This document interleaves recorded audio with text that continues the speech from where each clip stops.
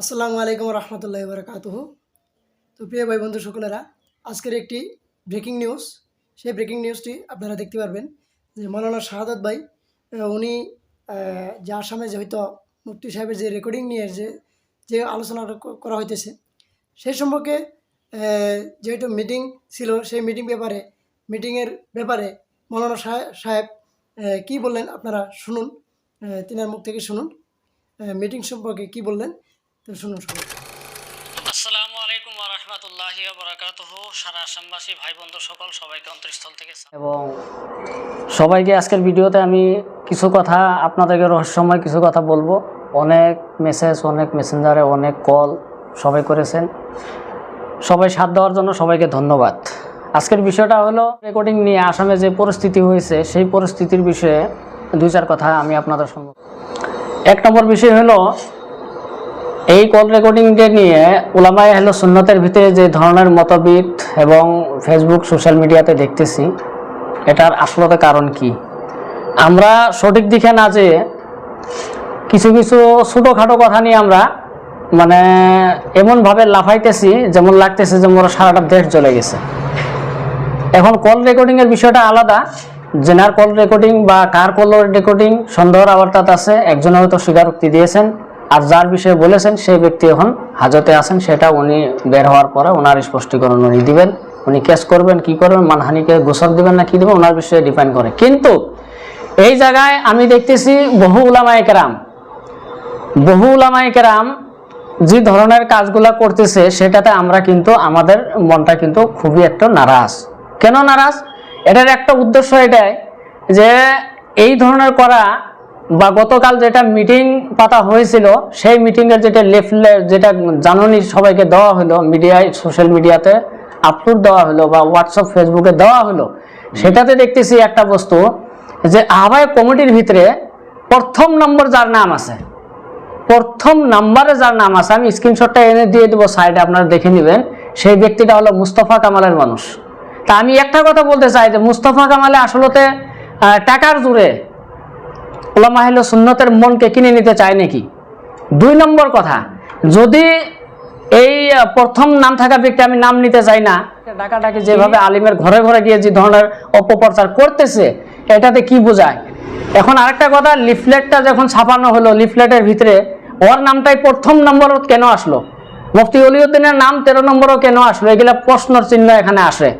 তো এই মিটিংটা হয়তো বাতিল হয়েছে, মিটিংটা হয় নাই, কিন্তু সোশ্যাল মিডিয়াতে অপপ্রচার করা হইতেছে যে মিটিং হয়েছে বলে। কিন্তু আমরা ওখানেই ছিলাম, ওখানে গিয়েছিলাম, আমাদের মানুষ ওখানে ছিল, কিন্তু একটাও মিটিং হয় নাই বা কোনো ধরনের কোনো আলোচনা হয় নাই। 2-3 জন মুস্তফা কামালেরই লোক তিনারা এসে বসে আলোচনা করেছেন এবং সোশ্যাল মিডিয়ায় সেই কথাটা প্রচার করেছেন। আমার প্রশ্নটা হলো, মুস্তফা কামালের চামচার কাছে আমাদের উলামায়ে আহলে সুন্নাত বিক্রি হয়ে গেল নাকি? 2 নম্বর কথা, কামালের যে ভাষ্য আগে ছিল এখনও আছে, এই কামালের ভাষ্যের মধ্যে কি বোঝা যায়? এই সমস্ত কে করাইতেছে? কামালের ইশারাত করানো হইতেছে, ভণ্ড কামালের ইশারাত করানো হইতেছে। আর আমাদের উলামায়ে আহলে সুন্নাত সেটাকে না বুঝে দরং এবং শোনিতপুরের কিছু উলামায়ে কেরাম তিনাদের সাথে সাথ দিতেছে। আর সাথ দেওয়ার জন্যই আজকে আরেকটা কথা বলি, আপনারা যে লিফলেটটা ছাপালেন, যেটা গুহারি ছাপালেন, আপনারা সেই গুহারির ভিতরে 1 নম্বরত ওই মুস্তফা কামালের লোককে রাখলেন। আর রাখার পর আমি যখন ফোন করলাম তখন আপনারা ভয়ে, সমস্ত রেকর্ড আমার কাছে আছে, ভয়ে আপনারা নামটাও বললেন না যে এই বস্তুটা কে ছাপাইছে, কে কম্পিউটারাইজ করে বাইর করলো। উনি নাম বলতে অক্ষম, কিন্তু বিশেষ সূত্রভাবে বিশেষ কিছু মানুষ দিয়ে যখন আমি খোঁজাপোছা করলাম, করার পরে বেরিয়ে আসলো যে মানুষটা আমাকে মানা করলো যে আমি এটা ছাপাই নেই বা নামটাও আপনাকে বলা যাবে না। কেন বলা যাবে না ভাই? খোলাখুলি যদি হক মতো আপনারা প্রতিবাদ করতেছেন, হক পথে যদি আসেন, তাহলে খোলাখুলি বলেন না, ওপেন কথা বলেন, উমুকে ছাপাইছে। এখন কথা আসলো, এই যে মুস্তফা কামালের ইশারাত যে ধরনের মিটিং আয়োজন করা হইতেছে বা মুস্তফা কামালের মানুষ এই জায়গায় লেগে উলামাকে একঠনো করে এক জায়গায় করে যে ধরনের বিভ্রান্তি করবার জন্য একটা প্রচেষ্টা নিতেছে, আজকের দিনে আমার অন্তর থেকে আমি এই কথাটা বলি, যে মানুষগুলাকে সামাজিকভাবে বয়কট করা হয়েছে, কিছুদিন পরে সামাজিকভাবে বয়কট করে রাখা হয়েছে, তাদের কথায় মিটিং হবে? কেউ দরঙ্গে উলামায়ে আহলে সুন্নাত নাই, বিজ্ঞ আলিম নাই, তিনারা বসে যেটা রায় করবে, তিনারা বসে যেটা আলোচনা করবে সেটা করুক, আমাদের কোনো আপত্তি নাই। কিন্তু মুস্তফা কামালেরই চামচা, মুস্তফা কামালেরই লোক, যাদেরকে আমরা কিছুদিন পূর্বে মিটিংয়ের জরিয়তে বাইকাট করে রেখেছি, তাদেরকে নিয়ে তাদেরকে 1 নম্বর আহ্বায়ক কমিটির 1 নম্বর মানুষ বানিয়ে আপনারা কি বুঝাতে চান? আপনারা কি বুঝাতে চান? এই বিষয়গুলো একটা সন্দেহের আওতা আছে।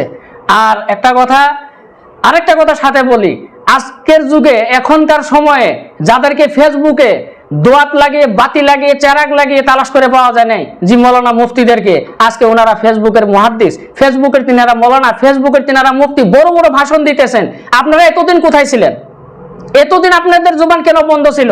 খালি একটাই ঘটনা হয় নাই, বহু ঘটনা হয়ে গেছে। আর কিছু কিছু লোক আছে এই জায়গায় যারা বক্তব্য রাখতেছেন, কমেন্ট করতেছেন, তাদের যদি লিস্ট আমি খুলতে যাই আপনারা বলবেন যে আপনিও বিভ্রান্তি ছড়াইতেছেন।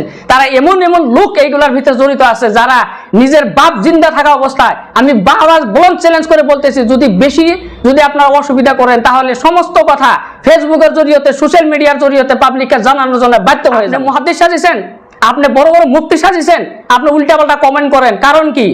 আপনাদের উল্টাপাল্টা কমেন্ট যদি করেন তাহলে পর্দা ফাঁস করার জন্য কিন্তু আমি শাহাদত সব সময় আছে। কিন্তু আপনারা ভাববেন না যে এই কমেন্ট করে করে আপনারা ভালো কাম করতেছেন। ইসলামের 12টা আপনারাই বাজাইছেন, আপনারাই ইসলামের 12টা বাজাইছেন।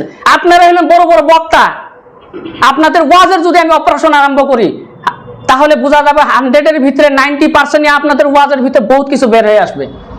কিন্তু সেটা আমরা করি না, কারণ এটা করলে ধরে আমাদের ইসলামের ক্ষতি হবে। ক্ষতি হওয়ার জন্য চুপচাপ থাকি। কিন্তু আপনারা যদি মুখ খোলাবার চেষ্টা করেন তাহলে মুখ খুলতে কিন্তু আমি বাধ্য হয়ে যাব। এতদিন তো আপনাকে ফেসবুকে দেখি নাই, আজকে কেন আপনি ফেসবুকে আসলেন? ফেসবুকে এসে বড় বড় কমেন্ট লিখতেছেন আপনি, অমুক খারাপ তমুক খারাপ। খবরদার, সাবধান করে দিলাম, আমার জবান খোলার চেষ্টা করবেন না। যদি জবান খোলার চেষ্টা করেন তাহলে কিন্তু একটা কথা লাস্ট পর্যায়ে আমি বলে যাই, এটার জন্য দায়ী কিন্তু আপনারা হবেন। আমাকে কিন্তু আপনারা ফিল্ডে টেনে নিয়ে আসতেছেন, আমি চাই না আপনাদের পোল খোলার জন্য। আর একটা কথা উলামা আহলে সুন্নাতের কাছে আমি অনুরোধ করতেছি যে এই ভাইরাল কল রেকর্ডিং নিয়ে যে আপনারা মারতেছেন সোশ্যাল মিডিয়াতে, আপনারা হক মতো কথা কন, হক মতো বলেন। ওই ব্যক্তিটা হাজতে আছে, উনি স্পষ্টীকরণ একজনে দিয়েছে, আরেকজনে এখনো দেয় নাই। যদি এই বস্তুটা আইনের আওতায় যায় বা ফরেনসিকে যায়, যদি মানহানি কেস হয়ে যায়, তার আগেই আপনারা জাজমেন্ট দিয়ে দিতেছেন। তো বহু আইনের কথা এখানে বহু। যাই হোক, আপনারা মিটিং হয়তো আলোচনাটি শুনতে পারলেন যে আজকের হয়তো যে ব্রেকিং নিউজটি, যে অডিওটি হয়তো ভাইরাল হয়েছে সে সম্পর্কে। বা আর আসামে বর্তমান গরম, আসাম গরম হয়ে গেছে। তো এই ভিডিওটি আপনারা দেখলেন, এর মধ্যে দেখেন হয়তো তিনি বলছে যে এখানে স্ক্রিনে দিয়ে দিছে যে প্রথমে কিন্তু তিনার নাম মানে মৌলানা মহিবুলের নাম। তারপরে এখানে আমিও দেখলাম 13 নম্বরে মুফতি ওলিউদ্দিন সাহেবের নামটাও দেওয়া হয়েছে, 13 নম্বর দেওয়া হয়েছে। কিন্তু এই সম্পর্কে ইনি যে কথা বলছে হয়তো আপনারা বুঝতে পারছেন। তো যাই হোক, ভিডিওটি এতটুকুই ছিল। আপনারা ভিডিওটি বেশি বেশি করে শেয়ার করবেন। ধন্যবাদ। আসসালামু আলাইকুম ওয়া রাহমাতুল্লাহি ওয়া বারাকাতুহু।